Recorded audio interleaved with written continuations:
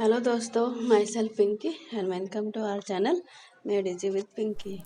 आज का हमारा टॉपिक है motion of object under the influence of gravitational force of the earth. यानी कि जितने भी ऑब्जेक्ट होते हैं उनका जो मोशन होता है वो ग्रेविटेशनल फोर्स से किस तरह से इन्फ्लुएंस होता है, किस तरह का असर पड़ता है उस पर ग्रेविटेशनल फोर्स का। ये सभी के लिए हम देखेंगे। कोई भी ऑब्जेक्ट है, होलो है, सॉलिड है, बिग है, स्मॉल है, इस तरह से। तो उसके लिए सबसे पहले हम एक एक्टिविटी लेते हैं, है ना। हम एक शीट ऑफ पेपर लेते हैं, स्टोन लेते हैं, दोनों को बिल्डिंग के फर्स्ट फ्लोर से हम गिराते हैं एक साथ। तो हम क्या देखते हैं, क्या वो दोनों ग्राउंड पे एक साथ पहुंचेंगे? हम ये देखते हैं कि जो पेपर है थोड़ा सा देर में पहुंचता है, स्टोन जल्दी पहुंच जाता है। ऐसा क्यों? ऐसा होता है बिकॉज ऑफ एयर रेजिस्टेंस। जो एयर है वो रेजिस्टेंस क्रिएट करती है, रुकावट पैदा करती है। और ये जो रेजिस्टेंस है ये पेपर के लिए थोड़ा ज़्यादा होता है, स्टोन के लिए थोड़ा सा कम होता है ना। इस वजह से ये होता है। तो इसीलिए जो पेपर है वो थोड़ा सा देर में पहुंचता है as compare to stone. But अगर हम ये सेम एक्सपेरिमेंट ग्लास जार में करें और उसको हम जो उसके अंदर जो एयर है वो सक्ड आउट कर लेते हैं, बाहर निकाल देते हैं, तब क्या होगा?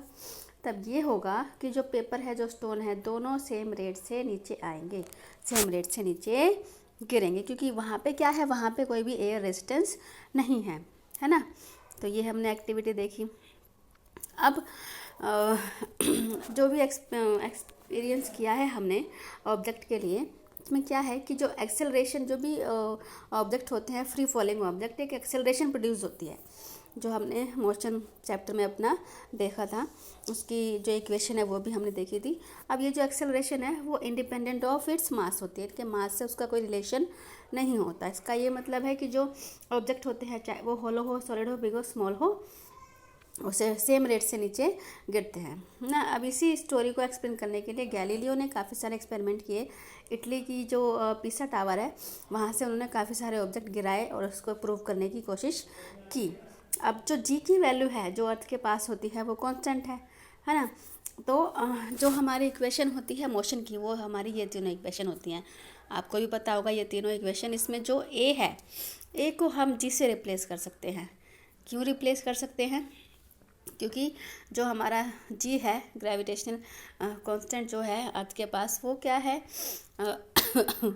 वो उसको हम ए के रेफरेंस में ले सकते हैं, क्योंकि जो इक्वेशंस होती है हमारी उसमें जो ए है एक्सेलरेशन होता है, और जो एक्सेलरेशन है वो इंडिपेंडेंट ऑफ मास होता है ना। तो इसी तरह से जो जी है, ग्रेविटी जो है, वो हमारी अर्थ से रिलेटेड है। तो इसलिए हम उसको जी को ए के रेफरेंस में ले सकते हैं तीनों इक्वेशन के लिए। तो अब इसमें u क्या है? u हमारी इनिशियल वेलोसिटी होती है, और v जो है हमारी final velocity. s for distance हो जाता है और t फॉर टाइम हो जाता है। तो अगर हम इन सभी इक्वेशंस में हम अप्लाई करते हैं अपना अगर हम g की वैल्यू अप्लाई करते हैं तो उसको एक्सेलरेशन को हम कैसे ले सकते हैं? एक्सेलरेशन को हम पॉजिटिव ले सकते हैं। कब?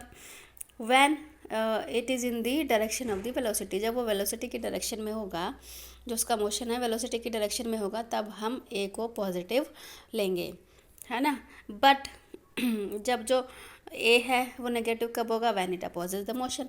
जब वो मोशन के अपोजिट डायरेक्शन में होगा तब हम ए को नेगेटिव लेंगे, ठीक है। तो ए को पॉजिटिव कब लेना है, ए को नेगेटिव कब लेना है, ये आपको अच्छे से पता चल गया होगा।